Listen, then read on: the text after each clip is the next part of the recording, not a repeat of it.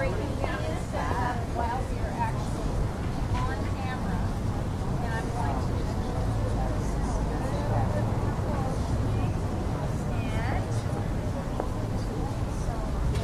okay, I'm back. And Jessica Loving is going to join me as soon as she finishes talking to Danny, Hovius, and Max about their little lives. And she's going to join me. And don't forget Max's little thing here. This little drinking. Yeah, isn't that cute? It's his little drinking cup. Well, you know what? I bet you Shannon would get you a cup of water before she leaves. Would she? Thank you. That would just be awesome. I love that. It's fantastic. Anybody can. And I hope my allergies don't kick up too much. You know what? I think you're going to be fine. I think, because out here in the bluegrass, in this part of town, you sound kind of a little Marlena. Just let me do my. Turn a little bit so the sun's not right in my eye. Would you? Is it too much? We're going to have the sunset. Maybe we could shift around. Where would you like to go, Jessica? Let's see. You want to scoot up? Let me see where I can get out. The sun is coming right there. Okay. What would happen if you scooted up this way? Let's see. Try that. Okay. Still too much? Yeah. Why don't you turn towards me? Yeah. Here. Let's do this. How's that? Try that. See if that works. That'll work. Is that better? Hi. Max is coming back over to A visit. little extra. So, Jenny, how does that shot look? Tell me what the shot looks like. Oh, where your head's cut off. My head's cut off. What? If I lift my head up too much, I'm in the sun. How's that? Is that better? Are you in the sun? I love A it. little bit in the sun, but it's a perfect shot. Yeah. I don't want to squint. I don't want you to squint. Just sit back and chill. Just relax. You don't have to do anything now. Oh, thank you, dear. You're welcome. Shannon, thank you so much. That was so sweet of you. All right, I'm just going to make sure that our shot is good. Get Max's hair. Bye. Thanks for joining us. We appreciate you. Courtney Gray, thank you so much for tuning in with us. I appreciate you. I love this. Tia Barnes, thank you. Justin Spicer. Nick Curcio. Wow. We've got all kinds of fun special deals. All right, how does that work for you, Jessica? I think that'll work. Think you're okay now? Yep. All right, I'm going to zoom out a little bit so Yeah. you can see the beautiful There you go. That's the best. Yeah. So, Okay. Madam, I have been promoting ma'am. you as an expert in public relations, fundraising, politics, Whatever. anything, animals, you name it, and Jill of all trades. a Jill of all trades Yeah. and a master of all as well. So, I would like to just, by the way, ladies and gentlemen, since we've done this massive setup, this is Jessica Loving, and she and I have been friends for a long time. I was very blessed to know her as one of the very first people I ever met when I came to Louisville, and she was very kind to give me my very first job here in Louisville, which was passing out coupons for a restaurant called Delights, and it was an original salad bar concept. That's right. Tell us a little bit about that first gasp of wonderful, healthy food that came in as a result of your dear friend Gene Smith's That's right. brainstorm. That was I'd almost forgotten about Oh my that franchise. That was an early effort to provide healthy food, light healthy food. It was called Delights, Delite. I remember it. And it was a fast food franchise. And Gene wanted Miss Kentucky candidates for his grand opening. So, and I knew nothing about pageants, and I got in touch with whomever to get the Miss Kentucky candidates, and you were. Lucky me. Were you Miss Kentucky? I was Miss Louisville. Miss Louisville, And okay. he was Miss Kentucky. There you go. I Yeah. couldn't remember, But I had a whole lot of the candidates, and as a good feminist, I recall giving you advice. You were clearly a bright, capable, very successful young woman who was going places, and I think I recall giving you advice to get out of the pageant business. It was just the right right time. and It was perfect. and maybe get into the media business. Yes, you did. And And by God, look what you did to me. there you go. 35 years of success in media, thanks to Jessica Loving. So the Delights thing was pretty cool because it really did introduce a healthy concept, which seems to have Waxed and waned. Yes. You saw what I was going for. But since we've just been talking about lung cancer, and obesity, and overuse Helpful. of alcohol, all the things that the vice states Yes. typically are named for, that was a pretty original concept in the early 1980s. Yes, it was. It came out of the Kentucky Fried Chicken background. Was Gene involved in that Gene too? Smith, who's now deceased. I'm putting this here for you. Okay. Gene Smith was an early, very successful executive with KFC, with John Y. Brown and others. And he was, after state government, he served in the Brown administration, which is where I met him and other people like George Fisher. Yes. And a whole lot of really good people. George Fisher, Mayor Fisher's dad? Yes. Mary Lee and George Fisher. Yes. I've been friends with them ever since.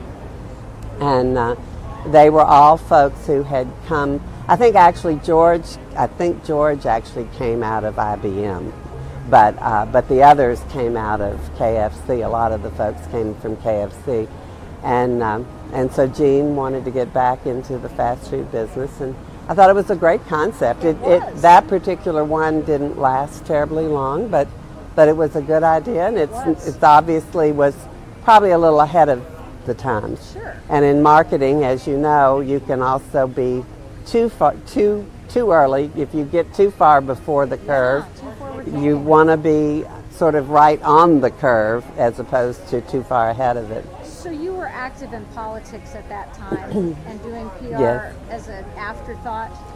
No, I was doing public relations professionally, but I got involved initially in politics because of my civic involvement in women's issues. That's right. Going back to the early 70s, I was very involved in reproductive rights work, pro-choice work, women's rights work, and so as I was working to prevent regressive legislation that was trying to roll back Roe v. Wade, which was the landmark Supreme Court case, I realized that I was going to have to get involved in actual politics. I was involved in public issues, so then I began to support candidates who were openly pro-choice and who were progressive on issues. And interestingly enough, John Y. Brown was one of the best in terms of understanding the issue. Phyllis, his wife at that time, also was very progressive. And I was head of the Commission on Women during the last 3 years of the Brown administration. But prior to that, when I was executive director of the ACLU of Kentucky in the late 70s, ironically, one of the very best elected officials who was extremely knowledgeable and extremely progressive on women's reproductive rights was Mitch McConnell, Isn't that an interesting who was county judge executive at that time. And he was extremely knowledgeable about the legal, the constitutional, and the moral, ethical issues. And he was very progressive and helped us stop a lot of really regressive legislation. Wow. He doesn't like for me to tell people about that Well, because probably not. but I still respect him for that because he was he did it for the right reason and with knowledge. And I'm going to turn this just a little Okay. bit because I've got you in such a... No, don't you move. Okay, all right. You're perfect in every Yes, way. ma'am. Okay. Mary Poppins. Mhm. I just want to get your face. Okay. Because I'm shooting you from such a... Thank you. It's not my best side anyway. Oh, of course it is. You look fabulous. You can even get in the other seat if you want to, but you're going to be in the sun. Well, I'm good. I'm good. We can just move you a little bit so we're just sort of... All right. There we go. Reset. Okay. All right. So that's interesting. Mitch McConnell was a progressive and an expert on women's reproductive rights. Way back. Yes. When? And this was That in would the have been early in the 80s. late 70s. Late 70s, early 80s. Okay. So I want to just mention to the folks who are watching and laughing at me, because you know that I do these things. I reset when we're on camera, and we don't like to stop the flow, because if you stop the video, then you lose people. So That's right. I like to keep people with us, and that's why we just keep going. Sure. No matter whether the therapy dog wants to get up and leave. We'd or like that not. therapy dog back. He was so cute. So I want to thank CM Gray and Rachel Hollis for watching too and staying with us.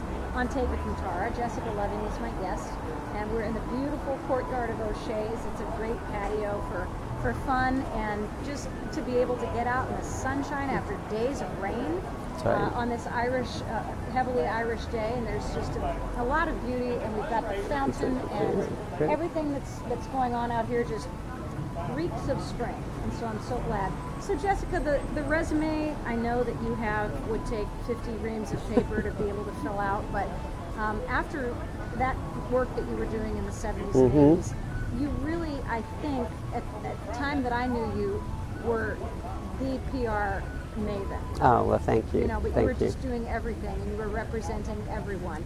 How much of that has your life been around?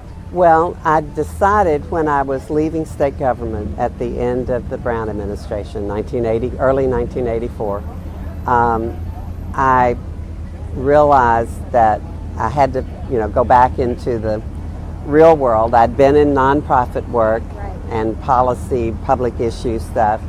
I had been in government. I had been a teacher early on. I was a teacher in the inner city for a couple of years. I had done counseling at an abortion clinic part-time when I was pregnant with my second son, which was a wonderful opportunity to tell women that pregnancy, when you can choose pregnancy, it can be a wonderful experience. It's a matter of being able to choose to be pregnant and to control one's own body. But anyway, so in 1984, I decided that what I'd been doing essentially was I was marketing issues. I was marketing ideas and issues. So I went into the public relations business and did public issues management, which involved various issues over the years. I was involved in the merger campaign much later. So I did things like government issues. I never really was a lobbyist per se, but I often worked with lobbyists. And I often got to do things that I cared a lot about. Yes. So I got to work in public issues that related to civil liberties, civil rights, women's rights, that sort of thing. And it wasn't the typical type of public relations that, say, Caroline Knott does, which is representing people, getting them on television, making wonderful, more of that fun, connecting type of stuff. I did get to do some of that too. Did you? Yes, oh yes. I got to be like a publicist. One could call it being a publicist, where I did a lot of media relations. That's how I had learned how to do media relations primarily from my friends at the Courier-Journal, going back to my days as at the commission, at first at the ACLU of Kentucky and then at the Commission on Women. Yes. When they interviewed me, I would then ask them questions about, well, what do you look for? So I was getting media training from them. Research. Yes, yes. So Catherine Callahan is watching. Speaking of lobbyists, she is the state director for the Humane Society of the United States. Okay. She spends most of her legislative days in Frankfurt lobbying for animal protection laws. So Because she understands we are lobbying. at the bottom of all animal protection laws Yes. in the entire world. Is that right? And do you know that we are one of 5 states that does not outlaw bestiality? Yeah. Oh, Yeah. interesting. Shocking, isn't it? I hope we're not promoting it. No, we are. Well, I don't know. It depends on the organizations Perspective. that are actually fighting the bill that outlaws it. Interesting. Yeah. Well. So anyway, that's what Catherine does for a day, and thank you for watching us. We appreciate it. We've got a wonderful core group of viewers, and then we always have new people popping in on Take It from Tara. This is Jessica Loving, and she's my lovely guest, and I just have enjoyed her friendship for so many years, and you've been a mentor to me in so many ways, Thank you. Jessica. Well, I and appreciate given me that. a lot of good guidance, and I will not forget the day that I was fired from a job, and I called you crying, and I said, I just want to go and talk to everybody about it, and I want to, just tell everybody how awful they were to me. And the words you spoke to me were, keep your head high and your mouth shut, which was wonderful. Seeking revenge is usually a useless endeavor. Yes. We call that digging the second grave in a revenge killing, and in the most exaggerated form. Yeah. And a friend of mine, Carl Wedekind, once wrote a book about the death penalty, and it was called The Second Grave. In other words, that the death penalty was a form of revenge, and revenge killing was not productive. So, yes, and I've learned that in dealing with other people, no matter how awful they may treat us, and that happens from time to time, whether it's the workplace or it's in other relationships, Yes. better to behave ourselves and keep our mouth. If we can't say something nice, don't say anything at all. Or if you're Olympia Dukakis and Steel Magnolias, if you can't say anything nice, come sit By me. That Dorothy Parker, I think, Oh. once said that. I think you're right. So, you know everyone. I know a lot of it. I've been around a long time. You have, and between the two of us, we know quite a few people. Yeah. And then I have a friend named Michelle McMasters who knows the third. The group rest people. of them, yeah. So we can stir up a lot of trouble. But one of the major things I think that people neglect to understand is that networking is a key part of our professional as well as our personal Yes. lives. So talk a little bit about the value of those huge circles of friends that you and I both have. Yeah. Well, and I always tell people that it's important to have a network and then know when to use it, but also don't choose your friends just for the purpose of furthering your cause or your work or whatever. Choose your friends because you're interested in them and they're interested in you, and then figure out how they might fit in, just like you have asked me to come and do this. Yes. Because it helps you with what you're doing, and I'm happy to do it because you're my friend. And it's just how things work. And it's what we call in the industry a get. Yes. That I've got that's going to come and sit down with get. all the other things that you're doing. I'm flattered to be a get. It's pretty cool. It's a get. So when you do, hi Amos Martin, one of our fine Louisville home builders. Thanks for popping in on us. If you have any questions for Jessica, feel free to ask them, because I've got my little phone monitor in my cool. hand here, and I can answer. Tracy Sprouse, who has a therapy miniature horse. Oh, nice. See, we have such a diverse group of people. We in should our have the lives. horse here. She has a herd of tiny heroes, and they go to schools, and the kids read to the horses, and they just are absolutely amazing. So Tracy is a good mom, like Denny is with her dog. Tracy does it with miniature horses.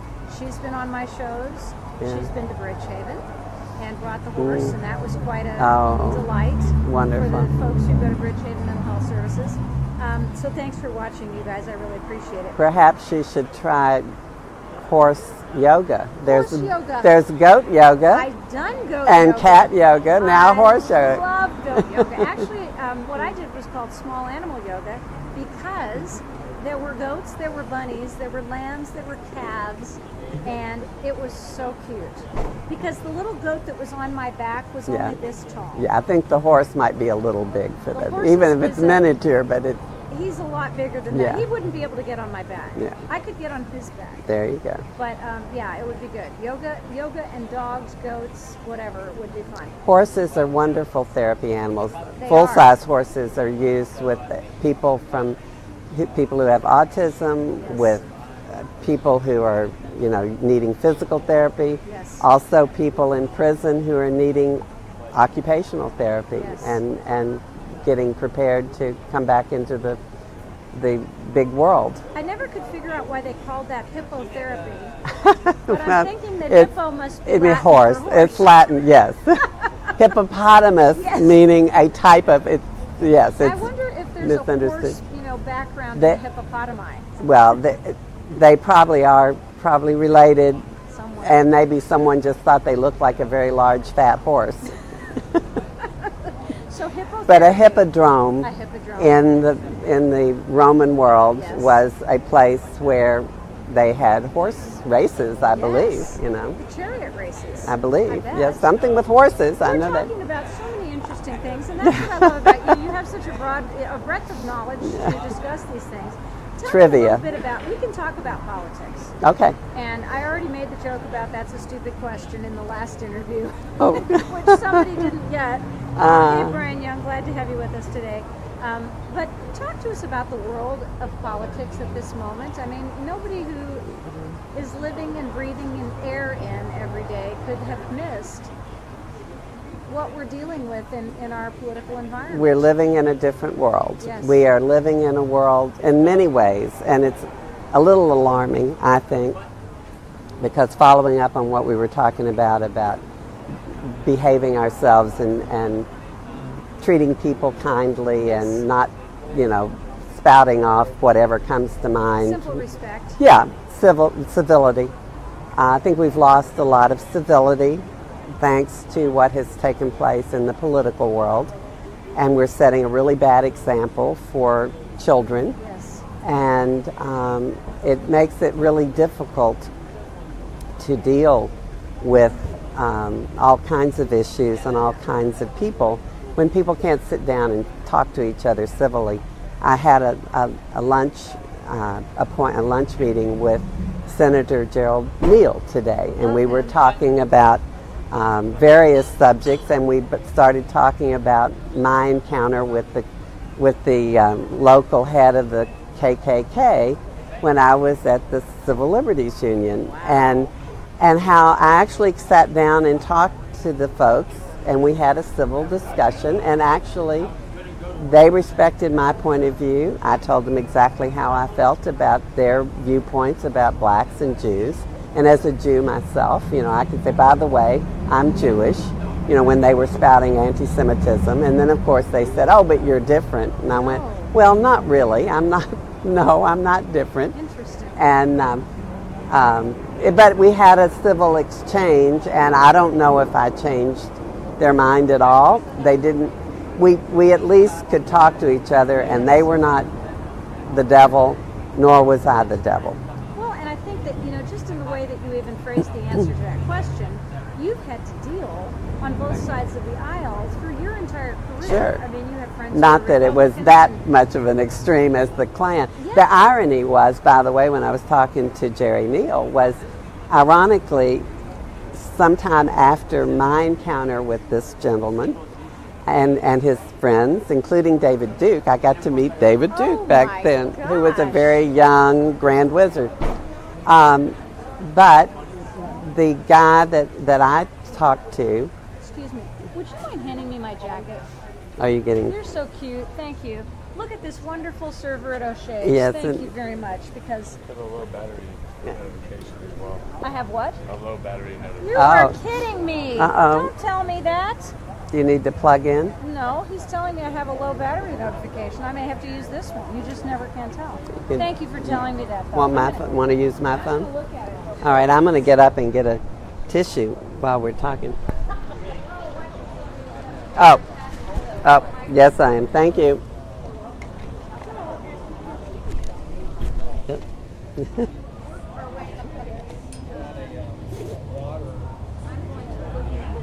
Okay.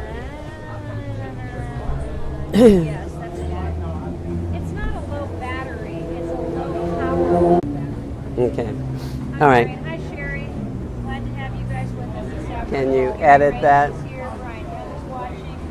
Thank you both so much. So, back to Jessica Loving. 'Cause I Okay. introduced her and I interrupted her. Oh, that's okay. Go I ahead. do remember where I was. David So Duke. the irony was that sometime after my encounter with this gentleman, he hired Jerry Neal to be his lawyer, ironically. Isn't that interesting? And I don't know what the case was or anything, but Jerry, we were talking about it at lunch, and he went, "Is that so-and-so? I know him. I knew him. He was a client of mine." I'm not sure the gentleman's still alive at this point.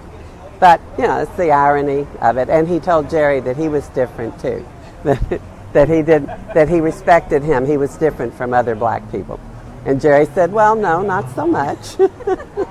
so Brandon, his son, is a friend of mine. Sure. And I owe Brandon a great debt of gratitude because he got me backstage when Vanessa Williams came and performed with the Oh, Little wow. Orchestra. Oh, cool. So I got to say to her, Vanessa, I met you when I was 23 years old, and I was wearing a crown in Oregon, and she, as Miss America, came to town, and I just was so amazed. And she was the first Black Miss Oh, America. she was fabulous. Took a whole lot of grief for that, and really suffered a lot as a result of some young person's choices that Wow, she made. yeah. You know, that she had some nude pictures come up, and they dethroned her.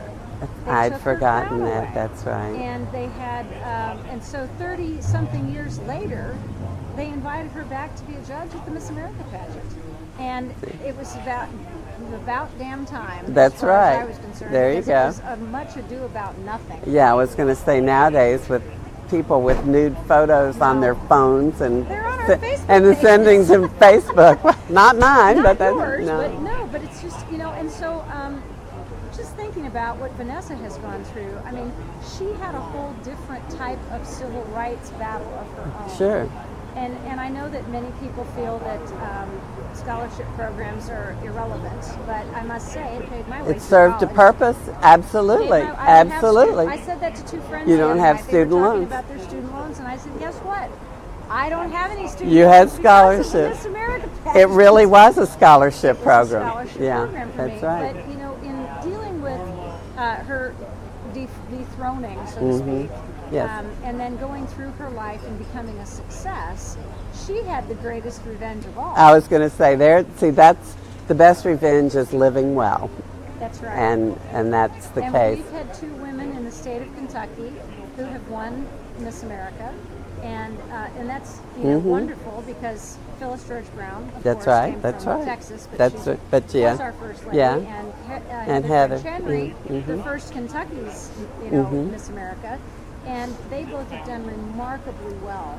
They representing used it as a platform That's to right. do some very good work. I was thinking about Vanessa Williams, and I was thinking about the backlash, what I call blacklash, Yeah. when an African American person achieves some high office, whether it's Miss America or the presidency or the head of a major company. I believe that black people, African American people, are held to a different standard than others.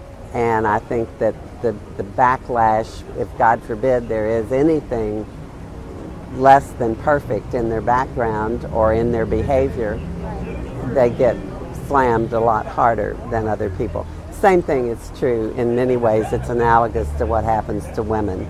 You know, we've always said you have to be twice as good to make half as much. That's right, exactly. And, you know, I understand that. I mean, I think it's a matter of understanding human behavior, and it's the other. It's people in power not understanding that someone who doesn't look like themselves might also have brains, abilities, skills, whatever is required for the job. Yeah. I think we're at a juncture in time when we might be making some real progress at dealing with the pay gap between men and women in the workplace. That finally, of course, we've only been talking about this since well before the 1980s, when I was head of the Commission on Women. I mean, we were talking about this back in the 70s, and you know, I think the pay gap became an issue probably early 70s was when it became sort of on people's radar screen, and it's only been 40 years. And we're still there. Takes a while, but I think somebody The fact that said we're it would still take talking about civil rights. it would take until 2200 or some ridiculous, if we continued at the pace we're going in terms of every year closing the gap by a few cents. You know, now women make 80% of what men make, 80 cents on the dollar or whatever the number is. But we might close the gap in another 100 years. The thing that just just cracks me up about everything that we're talking about, and I'm loving this conversation because, like with everything I do, it just kind of flows from one topic to another, however it works out best. But LGBTQ, a Yes. perfect example Yes. of reliving the civil rights wars of the suffragette movement, and then the civil rights movement of the 60s, and now we're going into the finally the right to marry and protection Yes. in housing, and lack of discrimination against Gender people, issues, and gender, and so I sexual. stopped to think about it, and those with mental illness are kind of like on the last frontier of Yeah. stigma. Yes. And so Yeah. I'm grateful to be a part of that movement, literally, to reduce stigma for mental illness. And as you know, Mm-hmm. I suffered a severe life-threatening depression myself. And until you Very common. until you experience something like that, or live with someone very closely who has, people don't understand. They expect you to be able to pull yourself up by your bootstraps. Yes. It's all in your head. It's all in your head. Just So think to happy speak. thoughts. Yes. And this very morning, I had a very, very sad waking up because it's been 6 months since my mother died. And so that just kind of was a jolting thought this morning. And I walked down the street, and I was walking the dogs, and a neighbor, saw me, and she said, "What's wrong?" It's showing on your face. And I told her, and the immediate response was, "Well, just think about all the good things in life. Well, just, and you just let me feel sad." Yes, Let me sometimes feel people sad. just need to feel sad. And so the Grief people- is a process, as grief you is know. a huge process. And 6 months is nothing in time, in terms of healing yeah, from that kind of grief when one is when it's a person you cared a lot about. It was very important to you. and people with mental illness have that same stigma against them every single day. Yeah. And it's very difficult to get a job when you have mental illness. It's very difficult to find housing, and especially if you're, at the point where you have a severe mental illness with schizophrenia or bipolar, that is very hard to People control. don't want to deal with it, yes. And I just was thinking about the fact that if you have a broken leg and you're on crutches, people are running To help open you. the door. That's right. Let me carry those groceries for you. Let me do whatever I can. Yeah. But if somebody acts even the slightest bit odd, People or are cries afraid. It's publicly, fear. or acts out in some way, they're all running the Yeah. opposite Yeah. direction. People are very fearful. I've noticed that when someone on the street in particular is acting a little odd, Yes. I mean, obviously if someone's acting in a dangerous way, one Yes. should not engage, Right. and you move away to protect yourself or to protect them. But just, behavior that is a little eccentric, Yes. people shy away. Run away if you don't know. Yeah. Anything that's And it's unfamiliar. stigmatized, absolutely. So when you started to do what you do in public relations, Jessica, you had broadcast media of television and radio style. You had print media, Sure. Newspapers and magazines. Right. I'm sure that there were internal communications in corporations Yes, that you worked yes, with a lot yes, too. yes. Now there's the whole new Social avenue media. of social media. It's a different world. How But, do you see it changing things? well, it's interesting because I'm still learning social Sure. media. I'm in an age group that is, we're the Blackberries of young people actually refer to people in my baby boomers as Blackberries. That Funny. I do not use a Blackberry. I have an iPhone, I want you to know. That's good. But interestingly enough, I got off Facebook some time ago, Did you? long before they had their problems with you being hacked and everybody's information being Sure. obtained. I just figured out years ago that it was a time sucker. It was just, it was taking up time that I needed to do other things, and I wasn't real sure exactly how to make good use of it Right. at that time. Right. And I had plenty of friends, and I was in touch with my friends by email, really old-fashioned, text, phone, occasionally snail mail. You might actually write a letter to a friend occasionally. I've been meaning to Rarely, do that. rarely, but occasionally. But I just found that Facebook was not a tool that worked for me very well. I probably need to get back to it. I have people that work with me who we do Facebook for clients, Yes. and we work with them to make good use of things like Instagram or Facebook or Twitter. Right. I do have a Twitter account. I don't use it. I don't bother. I was intrigued by Twitter because I thought, oh, what a wonderful challenge to be able to express yourself in 140 characters. It's kind of like writing a headline. I saw it as, like in journalism, you know, writing a headline was a real challenge to be able to get your point across in a few words and get people to read the rest of it. But now I'm kind of glad I'm not on Twitter. I think it's been overused as a presidential tool, so I think it might be past its prime. Well, it's funny because I did a family court judge panel recently, and I had Lori Goodwin from Legal Aid, Judge Lorna Adams Ogden from, well, she has the seat, obviously, and Brian Gatewood, who's awesome, who's an attorney, and then Professor Shelley Santry. And the best part about it was I said, how often do you tweet, Professor? Because I asked them each a closing question. I said, how often do you tweet? And she goes, I tweet as much as possible. And then she goes, what the hell What is is that? tweet? And then she said, tomorrow I'm going to hire someone to tweet for me all the time. That's right. How tweeting like a bird, you know. Nobody knew what Twitter was, really. Yeah. I mean, you know, it was so small in the scheme It of things. strikes, until it yeah. became, and you know what I just found out? Our president has a director of social media, and it's the first president ever to employ someone specifically for the purpose. Does of that person monitoring- do anything? Well, They obviously don't apparently- monitor him. they trace, they track all of the social media commentary. They formulate responses. His name is Scavino. I think it's Dan Scavino. And a guy who has researched this, a member of the media who has researched this and who's done numerous interviews with Mr. Scavino, the guy would not talk to him. And people at the White House wouldn't talk to him.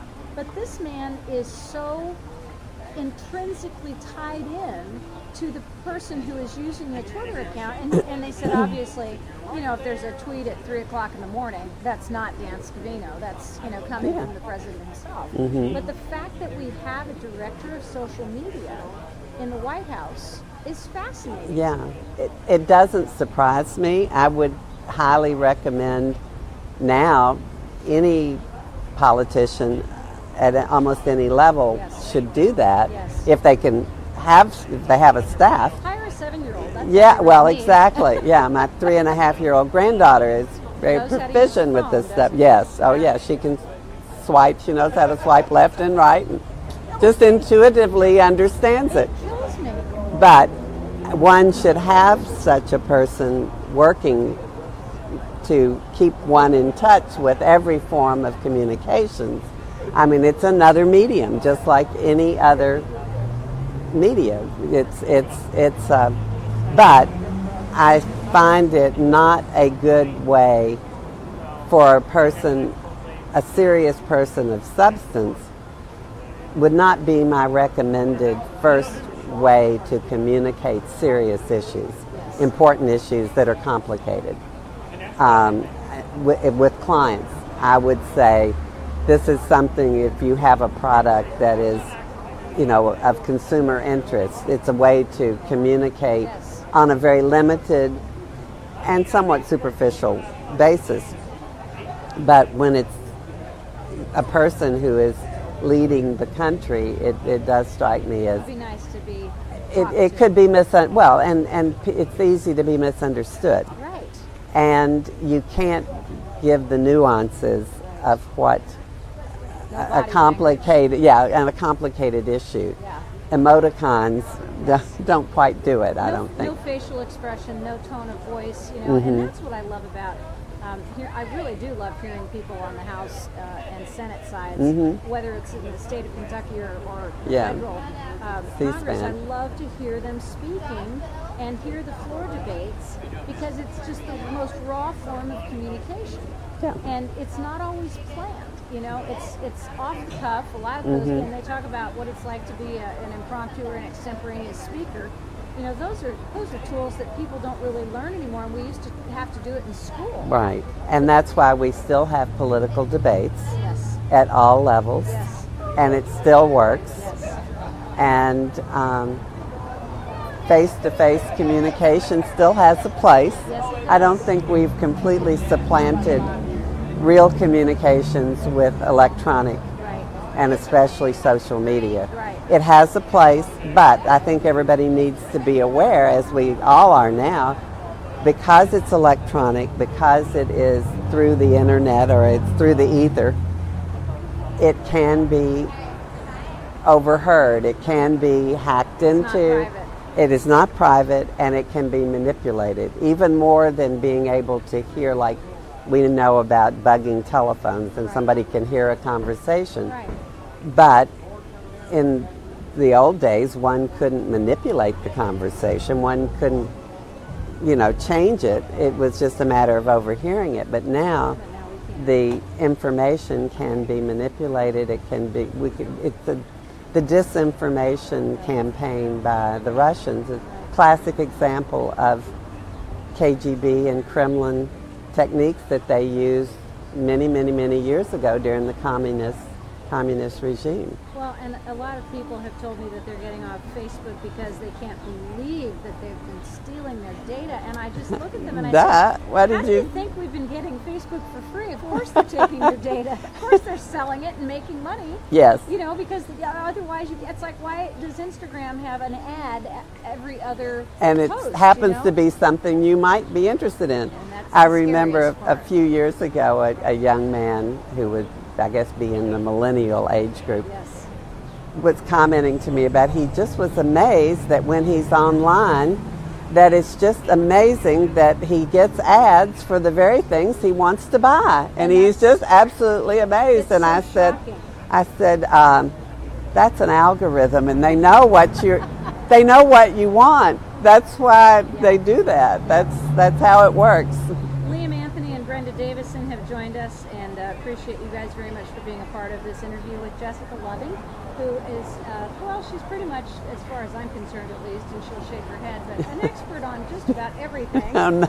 And she's been a kingmaker in so many words, has been behind the people, very subtly, not being so much out in front, but behind the people who have been extraordinary success stories in the state of Kentucky and nationally in many regards as well. And that comes back to this conversation. You and your delightful husband, Cheryl Snyder, probably don't have as much time together as you would like to have, but I see you walking, I see you at the Uptown. Yes. So what do you two do for some Well, fun and relaxation? we really do like to take walks and walk to dinner. We comment that it's a great way to unwind at the end of the day. We do occasionally cook at home, but it is more fun to walk on Bardstown Road and to go to some of our favorite restaurants, Uptown Cafe, Ceviche, the Bristol. I could go on, and I probably should because I don't want to leave it. Irish Pub. We don't come to the pub, but we could. Yeah, They have patio. pub food. Yeah. But it's a great place to you get your exercise, you get a meal. We get to visit with people, we see people. And so that's a wonderful way to just decompress after a day. But we love the orchestra. We're going to the orchestra. There's a concert Saturday night. We love the orchestra. We get to as much of the wonderful arts that are available in this community as possible. Tons. Yeah, between ballet, opera, and actors theater and the orchestra. And we both have a lot of civic involvement too. I do a lot of civic work because it's my way of paying it forward, giving back and paying it forward. And for those who don't know, tell us what Cheryl does. Cheryl, my husband, who I have to explain that Cheryl is a man. People thought we were the first lesbian couple to get married in Kentucky 29 years ago. And it's Cheryl, Sheryl. His mother thought that would be the masculine spelling of Cheryl because she thought CH would be the feminine What was she thinking? Cheryl, his father had an army buddy named Cheryl, probably spelled Sherril or LL. Yes. And his mother said, okay, you pick the name, but I get to spell it, so it was Cheryl. But fortunately, he was a very successful kid. He was a good athlete. He was very smart, and he was good, tall, so he could live it down. He really did not realize that his name was unusual until maybe well into college. Holy moly. And, he just managed to kind of get by with, nobody said anything. He's from Owensboro, so, He's a very successful attorney. Very successful attorney. And he does a lot of appellate work, a lot of corporate work, and he does a lot of public issue work when he can. Perfect match for you. Well, we do share a lot in common in terms of our political interests. And that's why you've had 29 great years together. That's right. Ed Huckleberry's watching from 840 WHAS. Hi, Ed. Always good to see you. So we've had Jerry Bloom from WHAS Radio, as well as now Mr. Huckleberry. And I appreciate you guys tuning in. We have just a couple of minutes left, and so Jessica, I guess what I'd like you to tell folks who are watching you today is what is your hope and what is your goal? Just kind of envisioning what this world is going to look like over the next few years till the next election. Mm-hmm. What do you envision for us as a society, and what would you like to see happen? Wow. Well, first of all, I am optimistic, but then I am kind of Pollyanna-ish at times. Kind of optimistic? Yes. But I tell people that to not become real discouraged over what we're seeing on the national front and the international front, to not turn to fear, but to see this as an opportunity. What I have noticed is there are so many more people engaged in the process. Absolutely. So many more people registering to vote, voting, getting involved in organizations like the ACLU and others that are progressive, working to protect us from regressive legislation and regressive court decisions. So I think we will continue to move forward in the area of civil rights, women's rights, LGBTQ rights, and that we will not slip back too much. We will see some regression in legislation, hopefully not so much in court decisions, but I think that we will continue to move forward. We'll see more people running for office, more women running, and more black women. Yes, and that's a positive thing because people are inspired and motivated, and I think we will see men and women becoming more aware, maybe who were complacent in the past and thought we had surmounted all of those civil rights problems and that we had made all the progress we needed. And I think this is just an illustration that history is not linear. It kind of goes, issues kind of go around, and it's not so much, it's circular, but I see it as a wheel. It's circular, but it's moving forward.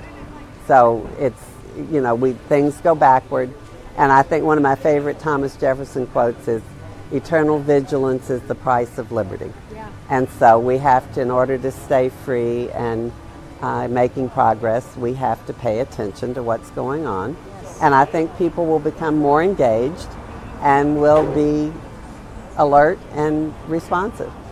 And I think what you just said about the engagement being a huge part of this entire situation. I mean, we've seen women's marches, which have been extraordinary. And the children. We've seen I'm so impressed with teenagers and what they've been able to do, and that is genuine. Nobody engineered that. Believe me, anybody that's been a parent knows you cannot engineer teenagers do anything that they don't want to do. I'm going to have 6 manual students on with me on Great. May the 7th, which is the Monday after Derby, and we're going to be talking about gun control and school safety. Fabulous. And these are both kids who were participating in the March for Our Lives and organizing the walkout here, and the kids who went to D.C. to participate in the big march. Very impressive. So I'm really, really excited to talk to them.